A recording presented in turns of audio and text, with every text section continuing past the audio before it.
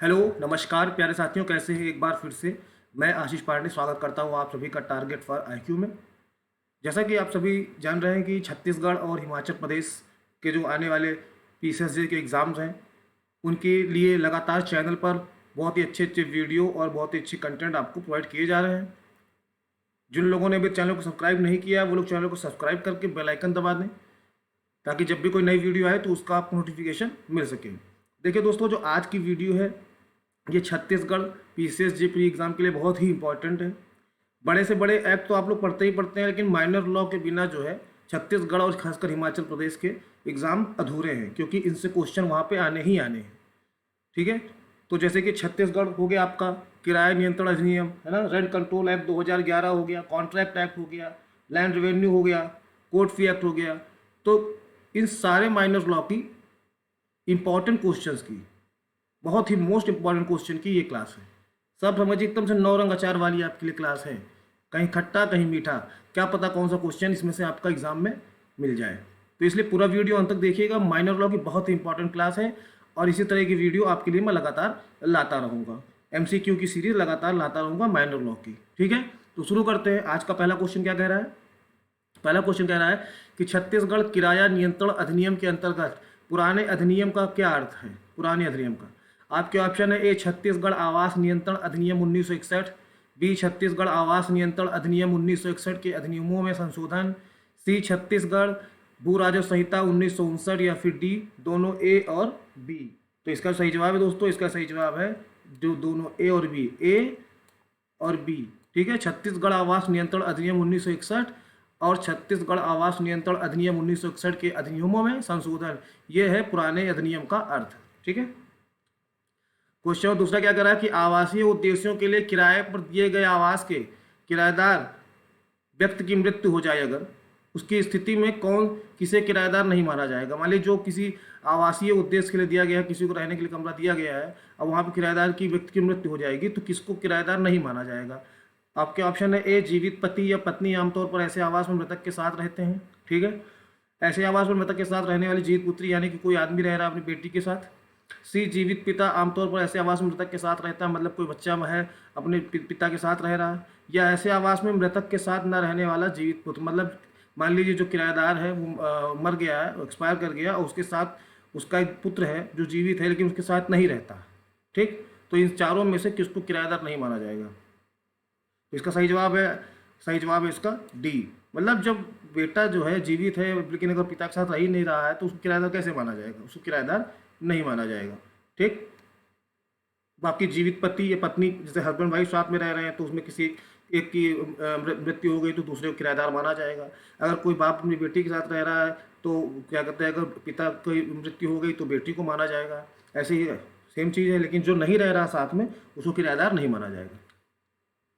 Question number 3 क्या करा? निम्नलिखित में से किस मामले में न्यायालय शुल्क अधिनियम के तहत न्यायालय शुल्क की गणना उस राशि के अनुसार नहीं की जाएगी जिस पर वादी द्वारा राहत मांगी गई है? ठीक है, किस मामले में? ए बिना बाजार मूल्य की चल संपत्ति के लिए, बी निषेधाज्ञा के लिए, सी आराम के लिए, या फिर डी बाजार मूल्य वाली चल संपत्ति के लिए। तो इसका सही जवाब क्या होगा? इसका सही जवाब होगा डी, बाजार मूल्य वाली चल संपत्ति के लिए उस पर शुल्क की गणना उस राशि के अनुसार नहीं की जाएगी जिस पर वादी द्वारा राहत मांगी गई है। क्वेश्चन नंबर 4 क्या करा? न्यायालय शुल्क अधिनियम के तहत जहां वाद की विषय वस्तु एक घर या बगीचा है ना, वाद की जो विषय वस्तु है जिस पे वाद आया है वो घर है या बगीचा है, तो वहाँ पे शुल्क की गणना किसके अनुसार की जाएगी? घर या बगीचे के बाजार मूल्य के अनुसार, ए बी सरकार को भुगतान किए गए भू राजस्व का 10 गुना दिया जाएगा, सी ऐसे घर या बगीचे से प्राप्त जाल का 15 गुना, या फिर डी उपरोक्त में से कोई नहीं। ठीक है, घर या बगीचे से जाल या किराए से जो भी मिलता है उसका 15 गुना। तो इसका सही जवाब क्या है? इसका सही जवाब होगा आपका ऑप्शन नंबर ए। ठीक है, घर या बगीचे का जो बाजार मूल्य हो गया उसी के अनुसार शुल्क की गणना की जाएगी। ठीक है, क्वेश्चन 5 छत्तीसगढ़ किराया नियंत्रण अधिनियम था, क्या था? 2012 का अधिनियम 19, बी 2011 का अधिनियम 20, सी 2011 का अधिनियम संख्या 18, या फिर डी 2011 का अधिनियम संख्या 19। इसका सही जवाब क्या है? छत्तीसगढ़ किराया नियंत्रण अधिनियम क्या था? इसका जो सही जवाब है दोस्तों वो है आपका ऑप्शन नंबर ए, 2012 का अधिनियम संख्या 19। ठीक है, क्वेश्चन छठा क्या कह रहा है? छत्तीसगढ़ किराया नियंत्रण अधिनियम एक अधिनियम है ए एक ट्रिब्यूनल द्वारा किराए से संबंधित मामलों के अधिनिर्णय के लिए प्रदान करें। बी जमींदारों और किराएदारों के हितों को संतुलित करके आवास को पट्टे पर देने को बढ़ावा देने के लिए। सी भूमि राजस्व से संबंधित कानून में संशोधन करें। या फिर डी दोनों ए और बी। तो छत्तीसगढ़ किराया नियंत्रण अधिनियम क्या है, कौन सा अधिनियम है? इसका सही जवाब है दोस्तों वो है आपका ऑप्शन नंबर डी। ठीक है, ये एक ट्रिब्यूनल है द्वारा किराए से संबंधित मामलों को देखता है। उसके बाद दूसरा जमींदार और किराएदार मतलब मकान मालिक और किराएदारों के हितों को आपस में टकराव ना हो, इस वजह से ये अधिनियम बनाया गया है। तो ए और बी दोनों इसके सही होंगे। इसका सही आंसर होगा option number D. Question number 7, Chhattisgarh किराया नियंत्रण अधिनियम में कितने खंड शामिल हैं? ऑप्शन ए 12, बी 13, सी 14 या फिर डी 15। तो इसका सही जवाब क्या है? इसका सही जवाब है ऑप्शन नंबर सी, 14 खंड शामिल है। ठीक है, option number C 14। Question number 8 के अगर छत्तीसगढ़ किराया नियंत्रण अधिनियम 2011 की धारा 2(1) के अंतर्गत आवास में क्या नहीं शामिल है? किसको आवास नहीं माना जाएगा? ए जमीन में शामिल खुली जगह, बी किसी भी भूमि के मकान मालिक और किराएदार के बीच समझौते का हिस्सा बनने वाली सुविधाएं, सी मैदान, या फिर डी कृषि प्रयोजनों के लिए उपयोग की जाने वाली भूमि। इसमें किसको आवास नहीं माना जाएगा? Question number 8।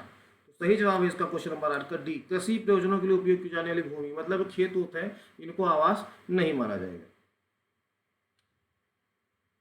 क्वेश्चन नंबर 9 क्या कह रहा है? एक किराएदार सामाजिक उपद्रव के रूप में जाना जाता है जब वो क्या करता है? ए अपनी पत्नी को कोसता है, बी वेश्यावृत्ति, सी कचरा फैलाता है, या फिर डी उपरोक्त सभी। सारे काम ही गलत हैं, तो इसका सही जवाब क्या होगा? ऑप्शन नंबर डी, 9 का ऑप्शन नंबर डी। सारे काम करेगा तो किराएदार जो है वो सामाजिक उपद्रव करेगा। ठीक है, bad element of society. Question number 10, न्यायालय शुल्क अधिनियम क्या है? ए 1870 का अधिनियम संख्या 5, बी 1870 का अधिनियम संख्या 7, सी 1871 का अधिनियम संख्या 8, या फिर डी 1871 का अधिनियम संख्या 7। तो इसका सही जवाब क्या है? इसका सही जवाब है ये 1870 का अधिनियम संख्या 7, न्यायालय शुल्क अधिनियम। ठीक, क्वेश्चन नंबर 11 क्या कह रहा है? न्यायालय शुल्क अधिनियम कब लागू हुआ था? ए 1 अप्रैल 1870, बी 1 अप्रैल 1871, सी 1 मार्च 1870, या फिर डी 1 मई 1870। इसका सही जवाब है वो है आपका ऑप्शन नंबर ए, 1 अप्रैल 1870 को न्यायालय शुल्क अधिनियम लागू हुआ। क्वेश्चन 12 क्या कह रहा है कि न्यायालय शुल्क अधिनियम के तहत यदि अधिकारी के बीच कोई मतभेद उत्पन्न होता है, इसका कर्तव्य यह देखना है कि अधिनियम के तहत किसी शुल्क का भुगतान किया जाता है और उच्च न्यायालयों में शुल्क का भुगतान करने की आवश्यकता के संबंध में कोई मुकदमा दायर किया जाता है, तो इसे उच्च न्यायालयों को संदर्भित किया जाएगा। ऐसे मामले को किसको? ए उच्च न्यायालय के न्यायाधीश को, बी राजस्व विभाग को, सी रजिस्ट्रार को, या डी कर अधिकारी या टैक्स ऑफिसर को। तो इसका सही जवाब क्या है? इसका सही जवाब है ऑप्शन नंबर डी। ठीक है, इसे उच्च न्यायालय को संदर्भित किया जाएगा कर अधिकारी को। ठीक, ये जाएगा कर अधिकारी के पास, टैक्स ऑफिसर के पास। क्वेश्चन नंबर 13 क्या कह रहा है? न्यायालय शुल्क अधिनियम की कौन सी धारा कुछ मुकदमों में देय शुल्क की गणना से संबंधित है? देय शुल्क की गणना से संबंधित मतलब जो शुल्क दिया जाएगा उसकी जो गणना की जाएगी वो किस धारा के अंतर्गत आती है? ए धारा 5, बी धारा 6, सी धारा 7, या फिर डी धारा 8। तो क्वेश्चन नंबर 13 का सही जवाब है वो आपका ऑप्शन नंबर सी, धारा 7 में की जाती है। क्वेश्चन नंबर 14 क्या कह रहा है? छत्तीसगढ़ किराया नियंत्रण अधिनियम को शुरू में विस्तारित किया गया था। ए संपूर्ण छत्तीसगढ़ में, पूरे छत्तीसगढ़ में एक साथ, बी राज्य में जिला मुख्यालयों वाले नगरपालिका क्षेत्रों में, सी राज्य सरकार द्वारा निर्दिष्ट नगरपालिका क्षेत्रों में, या फिर उपरोक्त में से कोई नहीं। इसका सही जवाब है दोस्तों, इसका सही जवाब है जब छत्तीसगढ़ किराया अधिनियम पहले आया था तो सबसे पहले ये राज्य में जिला मुख्यालय वाले नगरपालिका क्षेत्र में ही लागू किया गया था, बाद में ये संपूर्ण छत्तीसगढ़ में लागू हुआ। क्वेश्चन नंबर 15, आदतन चूक करता है यानी कि डिफाल्टर, हैबिचुअल डिफाल्टर वह किराएदार है क्या? ए मकान मालिक का पूरा किराया और सभी देय राशि का भुगतान करने में 12 महीने की अवधि में विफल रहता, मतलब एक साल में भी पूरा किराया और कुछ नहीं दे पाया। बी मकान मालिक को पूरा किराया और सभी देय राशि का भुगतान करने में 3 या अधिक मौकों पर विफल रहता है, मतलब लगातार 3 महीने का नहीं दिया या कई बार नहीं दिया, तो आदतन चूक करता हैबिचुअल डिफाल्टर वाला किराएदार कहलाएगा। तो इसका सही जवाब है आपका ऑप्शन नंबर सी, दोनों ही, है ना। अगर वो 12 महीने की अवधि में भी नहीं दे पाता है और 3 से ज़्यादा मौक़ों पर विफल रहता है किराया विराया देने में, तो इसका मतलब है कि भैया देना ही नहीं चाहता, वो आदतन है, उसने अपनी आदत बना ली है। ठीक है, आदतन चूक करता किराएदार। क्वेश्चन नंबर 16, छत्तीसगढ़ किराया नियंत्रण अधिनियम 2011 की कौन सी धारा आवास को परिभाषित करती है? इंपॉर्टेंट क्वेश्चन है, कौन सी धारा आवास को परिभाषित करती है? धारा 2(1), बी धारा 2(3), सी धारा 2(4), या फिर डी धारा 2(6। सही जवाब क्या है इसका? सही जवाब है इसका धारा 2(1) जो है वो आवास शब्द को परिभाषित करती है छत्तीसगढ़ किराया नियंत्रण अधिनियम में। ठीक है,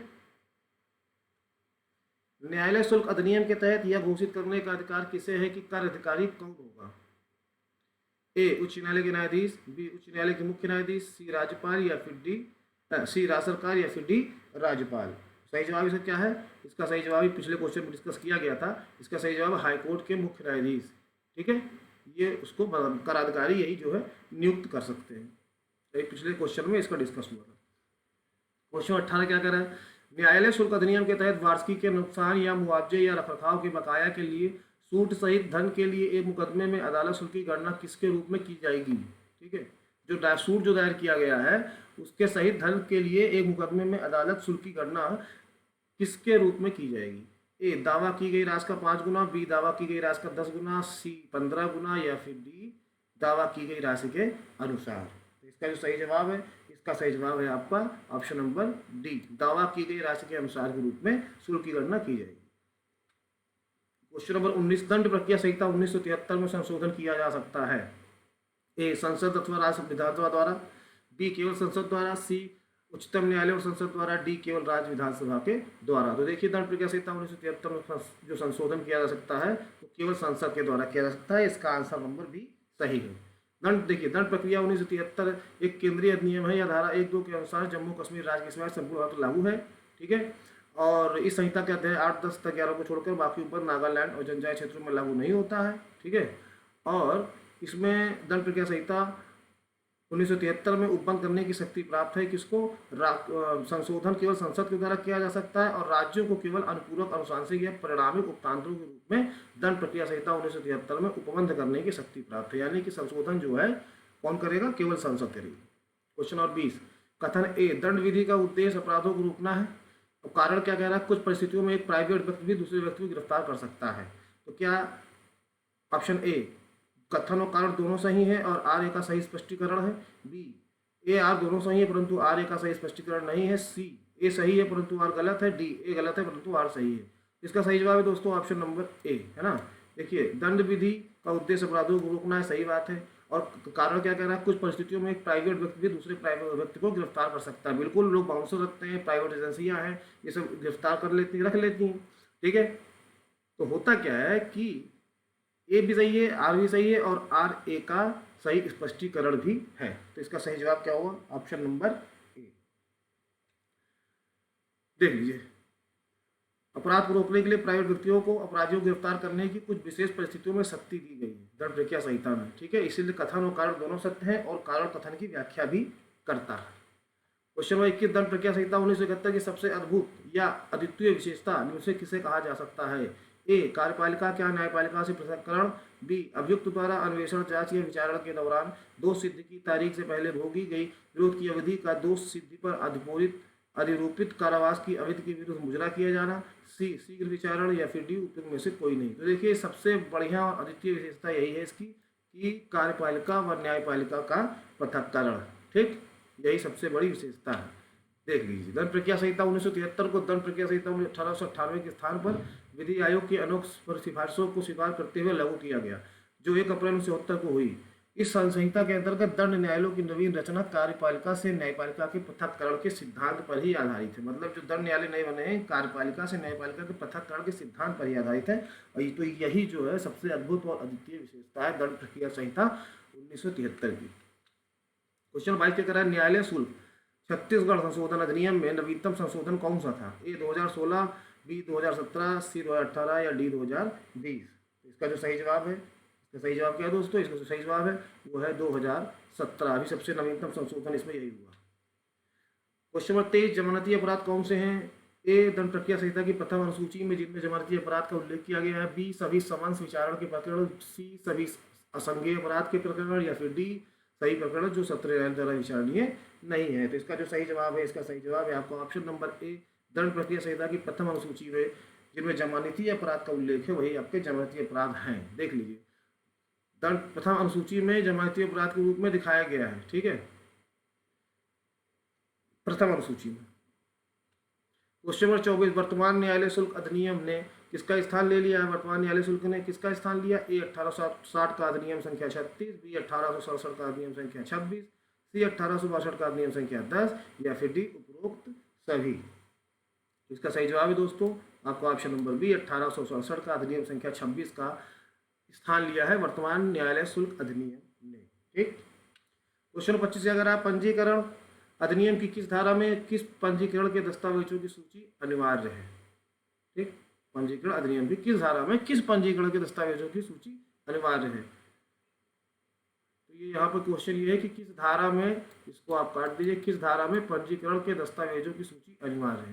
तो ए 16, बी 17, सी धारा 18 या फिर डी धारा 19। तो 25 का जो सही जवाब है वो आपका ऑप्शन नंबर है बी धारा 17। 26 देख लीजिए, पंजीकरण अधिनियम के तहत जब कोई रजिस्ट्रार अपने जिले में ड्यूटी के अलावा अन्यथा अनुपस्थित होता है तो महानिरीक्षक रजिस्ट्रार के कर्तव्यों को पूरा करने के लिए किसी भी व्यक्ति को नियुक्त करने में विफल रहता है तो यहाँ पर जिसके अधिकार क्षेत्र में रजिस्ट्रार का कार्यालय स्थित रजिस्ट्रार होगा। अगर वो जिससे मान लीजिए वो नहीं है, रजिस्ट्रार नहीं है, अनुपस्थित है और नियुक्ति भी नहीं कर पा रहा है तो उसकी अनुपस्थिति में काम कौन देखेगा? यही इसका क्वेश्चन का सीधा सीधा फंडा। A collector, B sub divisional magistrate, C जिले न्यायालय के न्यायाधीश या फिर डी तहसीलदार। तो 26 का जो सही जवाब है वो आपका ऑप्शन नंबर सी जिला न्यायालय के न्यायाधीश, ठीक, रजिस्ट्रार होंगे। 26 का आंसर है आपका option number C. Question number 27, पंजीकरण महानिरीक्षक को पंजीकरण अधिनियम के तहत नियुक्त किया जाता है, किस धारा के तहत नियुक्त किया जाता है? आप ऑप्शन ए धारा 2, ऑप्शन बी धारा 3, ऑप्शन सी धारा 4 या फिर ऑप्शन डी धारा 5। तो 27 का जो सही जवाब है दोस्तों वो है आपका ऑप्शन नंबर बी धारा 3 के अंतर्गत इनको नियुक्त किया जाता है पंजीकरण महानिरीक्षक, यानी कि को धारा 3 के तहत नियुक्त किया जाता है। क्वेश्चन नंबर 28 क्या कह रहा है? पंजीकरण अधिनियम के तहत रजिस्ट्रार और सब रजिस्ट्रार की नियुक्ति कौन करता है? ए केंद्र सरकार, बी राज्य सरकार, या तो ए या बी या फिर डी राज्यपाल। तो पंजीकरण अधिनियम के तहत रजिस्ट्रार और सब रजिस्ट्रार की नियुक्ति कौन करेगा? ये माइनर लॉ है, स्टेट का काम है, तो इसकी नियुक्ति कौन करेगा? राज्य सरकार करेगी, ठीक, राज्य सरकार करेगी। क्वेश्चन नंबर 29, पंजीकरण अधिनियम के तहत चल संपत्ति कौन सी है? ए खड़ी लकड़ी, बी फसलें और घास उगाना, सी पेड़ों पर फल और रस, या फिर डी उपरोक्त सभी। तो 29 का सही जवाब क्या है? उपरोक्त सभी। ये सारी की सारी जो है आपकी चल संपत्ति में शामिल है पंजीकरण अधिनियम के तहत। क्वेश्चन नंबर 3, निम्नलिखित में से कौन सा पंजीकरण अधिनियम के तहत अचल में शामिल है? तो खड़ी लकड़ी, बढ़ती फसलें, घास, डी मत्स्य पालन या भूमि से उत्पन्न होने वाला कोई अन्य लाभ। तो इसका सही जवाब आपका यही है, डी मत्स्य पालन। जैसे आप मछली पालन से या भूमि से उत्पन्न होने वाला कोई लाभ है वो आपकी अचल संपत्ति में शामिल है, और वो जो भूमि है वो आपकी चल संपत्ति है। क्वेश्चन 31, पंजीकरण अधिनियम 1908 है क्या? 1908 का अधिनियम संख्या 15, 1909 का अधिनियम संख्या 16, 1909 का अधिनियम संख्या 15 या फिर 1909 का अधिनियम संख्या 16। तो सही जवाब क्या है इसका? सही जवाब इसका है दोस्तों ऑप्शन नंबर आपका बी 1908 का अधिनियम संख्या 16। क्वेश्चन 32 क्या कह रहा है? जमानती और गैर जमानती अपराधों की सूची दंड प्रक्रिया संहिता में कहाँ दी गई है? ए धारा 106, बी धारा 110, सी अनुसूची 1 या डी अनुसूची 2। सही जवाब है इसका ऑप्शन नंबर सी, ठीक। देखिए यहाँ पे दिया गया है कि जमानती और गैर जमानती अपराधों की परिभाषा संहिता की धारा 2 में दी गई है, परिभाषा दी गई है, लेकिन सूची कहाँ दी गई है? तो सूची अनुसूची 1 में दी गई है। ध्यान दीजिए क्वेश्चन क्या पूछ रहा है? क्वेश्चन पूछा है कि जमानती और गैर जमानती अपराधों की सूची दंड प्रक्रिया संहिता में कहाँ दी गई है? तो सूची कहाँ दी गई है? अनुसूची 1 में दी गई है, ये देखिए। और परिभाषा कहाँ दी गई है? परिभाषा संहिता की धारा 2 में दी गई, ठीक। और अनुसूची 2 में क्या है? विभिन्न प्रारूप जैसे समन, वारंट, कुर्की, प्रतिभूति, बंधपत्र के इत्यादि का प्रारूप दिया गया है। धारा 106 दोषित पर सदाचार हेतु प्रतिभूति तथा धारा 110 आभ्यासिक अपराधियों से सदाचार हेतु प्रतिभूति का प्रावधान करती है। यानी कि जो 106 110 यहाँ पे दिया गया उसके बारे में भी यहाँ पे डिटेल आपको मिल गई। क्वेश्चन नंबर 33, संज्ञेय अपराध में पुलिस अधिकारी क्या कर सकता है? ए आरोपी को वारंट के बिना गिरफ्तार नहीं कर सकता है, बी आरोपी को वारंट के बिना गिरफ्तार कर सकता है, सी आरोपी को रिमांड आदेश के बिना पुलिस हिरासत में रख सकता है, या फिर डी आरोपी को मजिस्ट्रेट के समक्ष प्रस्तुत करना आवश्यक नहीं समझता है। तो इसका जो सही जवाब है दोस्तों वो है आपका ऑप्शन नंबर बी, आरोपी को बिना वारंट के भी गिरफ्तार कर सकता है संज्ञेय अपराध में। देखिए दिया हुआ है 1973 की धारा 2 खंड ग के अनुसार संज्ञेय अपराध में पुलिस अधिकारी आरोपी को बिना वारंट के गिरफ्तार कर सकता है। क्वेश्चन नंबर 34 क्या कह रहा है, पंजीकरण अधिनियम को लागू किया गया था कब? 18 दिसंबर 1908, 1 जनवरी 1909, सी 1 फरवरी 1909 या फिर डी 28 दिसंबर 1909। तो इसका जो सही जवाब है दोस्तों, इसका जो सही जवाब है वो है आपका ऑप्शन नंबर बी, 1 जनवरी 1909 को लागू किया गया था। क्वेश्चन नंबर 35, पंजीकरण अधिनियम की धारा 1-2 के तहत किसी भी जिले को अधिनियम के संचालन से बाहर करने का अधिकार किसे है? ठीक है, किसी भी जिले को अधिनियम के संचालन से बाहर करने का अधिकार किसे है, बताइए। ए केंद्र सरकार, बी राज्य सरकार, सी या तो ए या बी या फिर डी दोनों ए और बी। तो क्वेश्चन नंबर 35 का सही जवाब है दोस्तों, क्वेश्चन नंबर 35 का सही जवाब है ऑप्शन नंबर बी, केवल राज्य सरकार कर सकती है इसको। ठीक। क्वेश्चन नंबर 36, निम्नलिखित में से कौन सा पंजीकरण अधिनियम के तहत अचल संपत्ति में शामिल है? अचल संपत्ति, ए भूमि, बी तरीकों का अधिकार, सी घाट या फिर डी उपरोक्त सभी। 36 का जो सही जवाब है वो है आपका भूमि भी है आपका, ठीक है, अचल संपत्ति, घाट भी है। ये ऑप्शन कुछ गलत लग रहा है, लेकिन अगर इसमें भूमि और घाट ये दोनों आपकी अचल संपत्ति के रूप में शामिल है तो इसका ऑप्शन आप मान लेते हैं ऑप्शन नंबर डी। इस ऑप्शन को आप लोग हटा ही दीजिए। ठीक। क्वेश्चन नंबर 37, छत्तीसगढ़ भू राजस्व संहिता 1959 छत्तीसगढ़ का है, क्या है? 1959 का अधिनियम संख्या 19, बी 1959 का अधिनियम संख्या 20, सी 1959 का अधिनियम संख्या 21 या फिर डी 1959 का अधिनियम संख्या 22। तो सही जवाब क्या है इसका? इसका सही जवाब है वो है आपका ऑप्शन नंबर बी, 1959 का अधिनियम संख्या 20। क्वेश्चन नंबर 38 क्या कह रहा है, निम्नलिखित कथनों पर विचार करें। छत्तीसगढ़ भूमि राजस्व संहिता पूरे छत्तीसगढ़ में फैली हुई है। दूसरा, छत्तीसगढ़ भू राजस्व संहिता भारतीय वन अधिनियम 1927 के तहत आरक्षित या संरक्षित वनों के रूप में गठित क्षेत्रों तक विस्तारित नहीं है। सही विकल्प चुनना है इसमें आपको, क्या है कि दोनों सही है, पहला सही है दूसरा गलत है। ऑप्शन नंबर बी, पहला गलत है लेकिन दूसरा सही है, सी दोनों सही है और डी दोनों गलत। तो सही जवाब इसका क्या है? 38 का 38 का सही जवाब है दोस्तों ऑप्शन नंबर सी, दोनों ही सही है, क्योंकि छत्तीसगढ़ भू राजस्व संहिता पूरे छत्तीसगढ़ में फैली हुई है बिल्कुल, और ये भारतीय वन अधिनियम 1927 के तहत आरक्षित या संरक्षित वनों के रूप में गठित क्षेत्रों तक विस्तारित नहीं है। तो इसका मतलब है कि आपके ऑप्शन पहले और दूसरे दोनों सही हैं, तो ऑप्शन नंबर सी इसका जो है वो राइट आंसर होगा। 39 क्या कह रहा है कि छत्तीसगढ़ भू राजस्व संहिता के अंतर्गत जोत या होल्डिंग क्या क्या मतलब है? जोत या होल्डिंग के क्या मतलब है छत्तीसगढ़ भू राजस्व संहिता के अंतर्गत? ए भू राजस्व के लिए अलग से निर्धारित भूमि का एक टुकड़ा और एक कार्यकाल के तहत आयोजित किया गया। बी एक पट्टे के तहत एक भूस्वामी से ली गई भूमि का एक टुकड़ा। सी दोनों या फिर डी कोई नहीं। तो इसका जो सही जवाब है, इसका सही जवाब है आपका ऑप्शन नंबर सी, दोनों। ये भू राजस्व के लिए अलग से निर्धारित भूमि का एक टुकड़ा, ठीक है, और एक कार्यकाल के तहत दिया गया हो। बी एक पट्टे के तहत एक भूस्वामी से ली गई भूमि का एक टुकड़ा। तो ये दोनों को ही जोत या होल्डिंग बोलते हैं। क्वेश्चन नंबर 40, छत्तीसगढ़ भू राजस्व संहिता में क्या शामिल है? ए 265 खंड 20 अध्याय, बी 264 धाराएं 19 अध्याय, सी 263 खंड 18 अध्याय या फिर डी 260 खंड 20 अध्याय।